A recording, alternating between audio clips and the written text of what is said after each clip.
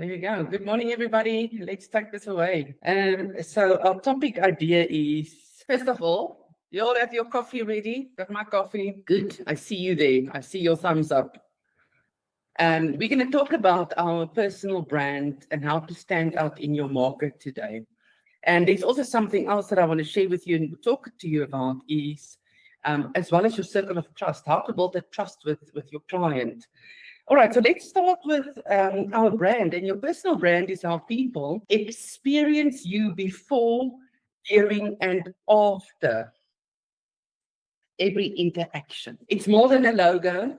It's your reputation, consistency, authenticity. And when your message and service align, your business will grow naturally. So for those of you that have done or are busy doing NQF4, they are talking about a functionary versus a fiduciary a lot. So we're going to discuss a little bit of that too. We don't have so much time. However, the functionary and fiduciary is in your MREA book as well. Before I go there, I want to talk to you about the circle of trust. So for those of you that can see this, I think it's a good idea if you want to draw this. If you can draw a circle, and then you've got 4 parts on the outside, and I'm going to discuss the outsides with you. So draw a circle and then 4 lines. Right on top, the first line on top, you're going to write empathy. So in the middle of the circle, write circle of trust, and on top, write empathy. And then on the right-hand side, write competency. And at the bottom, transparency. And on the left-hand side, dependability. And let's talk about that for a second, because if people don't trust us, how will we do business? Will we even have business? People want to know, do we care, and can they trust us? Can they depend on us? All right, so let's talk about the empathy part on top of your circle of trust. That is where you're going to be before you meet a client, before the agreement, before you are signing that mandate, before you are possibly signing that offer to purchase. We're going to demonstrate empathy. You demonstrate that you understand and care about your clients' wants and needs. And this also means we're going to listen more. We've got 2 ears and we've got 1 mouth. The second part is we're going to prove to them that we are competent in doing this. Competency, that is on the right-hand side of the circle. So this is where you show that you have knowledge, you have the skills, and you've got the experience and to do this transaction with them. So they can trust you because of your knowledge, your skills, and your experience. All right, the next part is the transparency. Are you honest? Can they establish transparency? Can you establish transparency with your client? This comes with honesty. You offer, what is the word I'm looking for? You communicate, sorry, there's the word. You communicate with openness, clarity, and honesty. Remember, communication is key here. It's a conversation, communication. So that is for honesty, clarity, openness, and that is how we communicate it. And then on the left-hand side of your circle, it's dependability. Are you keeping your promises to your clients? Expectations. Are you meeting your expectations that you have set or that you have promised? Are you delivering on that promise that you have given to your clients? And the confidentiality maintained. Can you maintain the confidentiality? So let's talk about this. This has a big impact on your brand because it is your reputation, and your reputation will give you results depending on what your reputation is. And then you also need to be authentic about this. Make this your own. You need to be yourself. You can't be Peter, you can't be Johan, you can't be Ilse, you can't be Chichi, you can't be Ashante. Be yourself. The next part is consistency across all platforms. Build trust. Remember, earlier in the week, we talked about intensity versus consistency. Consistency will give you much higher results because it's small little increments over a time that will build up. Where intensity is one big one, and it is too overwhelming. It's too much at once. And there's a picture, I think, I'm not sure if somebody else shared it earlier in the week with me, of 2 pot plants. On the left-hand side, there's a pot plant. It only grows like a little small, very, very small, and it's got intensity written below it. On the right-hand side is another pot plant, but it is big. The plant is very big, and under there is written consistency. So we also know that if we give our plant once a week water and it's too much water, it's too much. It won't be able to grow as the one where you're going to give every day just small bits of water for it to grow and for it to sustain itself. All right, and then who's telling your story at the moment? Are you telling your story, or are other people telling your story as well? And what story are they telling at the moment?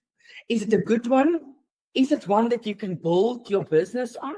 Or is it one that's going to break down your business? Your story and your values are your greatest marketing tools. Your story and your values are your greatest marketing tools. I'm going to share a little bit with you on the fiduciary versus the functionary.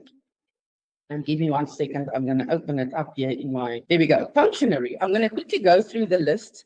This is also in your MREA. Unfortunately, I do not have the page number that I can share with you. I have the part that I'm going to read to you is on a different piece of paper, and it's in a manual that I found. So functionary, you are building shallow relationships. The second one of a functionary is assumes the least responsibility. Whereas if you are a fiduciary, it is a deep relationship and accepts the most responsibility. When you are acting as a fiduciary, you're accepting the most responsibility. And then a functionary reports data and information, whereas a fiduciary interprets, advises on data and information. This is where you should educate your clients. They don't know what you know. Don't assume that they understand how a lifetime report works or how to interpret it. It's your fiduciary duty to educate them on that and explain and interpret it to them. A functionary, the next one, reacts to requests.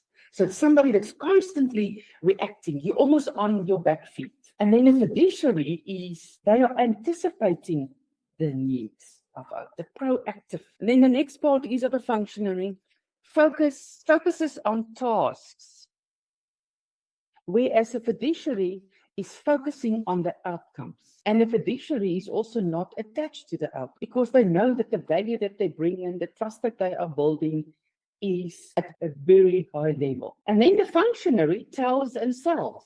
This is the agent that will say, oh, I sold 10 properties this month. That's great. In fact, the fiduciary educates and guides. It's not just a telling part. It is where you are educating your clients and you guide your clients in the right direction. Yes, and because you have sold 10 properties, they can trust you because you've done it. You are dependable. You are competent. And then a functionary is easily replaceable. And a fiduciary is irreplaceable. You want to be that irreplaceable agent. And then the last one on the functionary is minimally paid. And I believe with everybody that is on the call today, you want to be a fiduciary and be a highly paid individual. A highly paid individual. If you evaluate and you are the fiduciary, the percentage of your commission is not even going to be a question when you are having that mandate signed or that listing presentation, because people can see when and they know when they can trust you. And remember what we just said on the circle of trust. On top, we've got empathy. On the right-hand side, we've got competency. Are you competent? At the bottom, transparency. And on the left-hand side, dependability. All right, and then I've got some closing questions for you for today. The very first one is, what 3 words best describe my brand or how I want clients to see me? What 3 words best describe my brand or how I want clients to see me? The next question, does my online presence match who I am in person? This is great Because is it who they see you on social media? Is that who you really are? Be careful what you post on social media. And then the third question is, how can I communicate my big why through my marketing and messaging? That's being authentic. And then number 4, what simple action can I take this week to improve consistency in my practice? Consistency. And then number 5, how do I want clients to feel after working with me? Are they going to send you referrals, or are they going to say never use this agent again? And by the way, that is your decision to make today, and it's your choice. If you want to be that functionary or if you want to be that fiduciary. That is all from me today, and I hope this